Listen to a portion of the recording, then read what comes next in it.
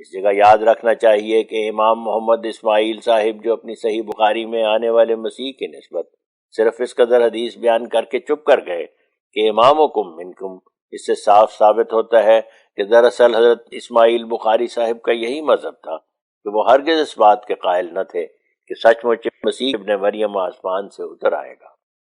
بلکہ انہوں نے اس فقرے میں جو امامکم منکم ہے صاف اور صریح طور پر اپنا مذہب ظاہر کر دیا ہے۔ ایسا ہی حضرت بخاری صاحب نے اپنی صحیح میں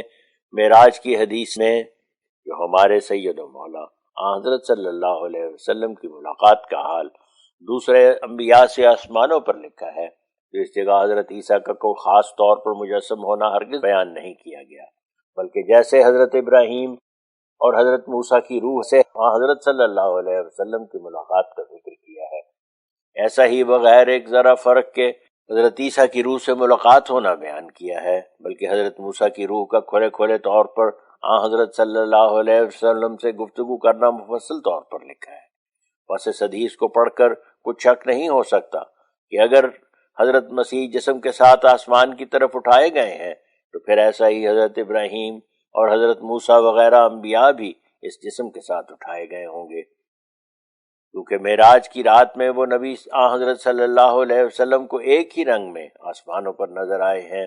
یہ نہیں کہ کوئی خاص وردی یا کوئی خاص علامت مجسم اٹھائے جانے کی حضرت مسیح میں دیکھی ہو اور دوسرے نبیوں میں وہ علامت نہ پائی گئی ہو۔ تمام حدیثوں کے پڑھنے والے اس بات کو خوب جانتے ہیں کہ ہمارے نبی صلی اللہ علیہ وسلم نے معراج کی رات میں جن جن نبیوں سے ملاقات کی ان سب کا ایک ہی طرز اور ایک ہی طور پر حال بیان کیا ہے، حضرت مسیح کی کوئی خصوصیت بیان نہیں فرمائی۔ کیا یہ مقام علماء کے توجہ کرنے کے لائق نہیں؟ ایک نہایت لطیف نقطہ جو سورۃ القدر کے معنی پر غور کرنے سے معلوم ہوتا ہے یہ ہے کہ خدا تعالیٰ نے اس صورت میں صاف اور صریح لفظوں میں فرما دیا ہے کہ جس وقت کوئی آسمانی مسلح زمین پر آتا ہے تو اس کے ساتھ فرشتے آسمان سے اتر کر مستعد لوگوں کو حق کی طرف کھینچتے ہیں۔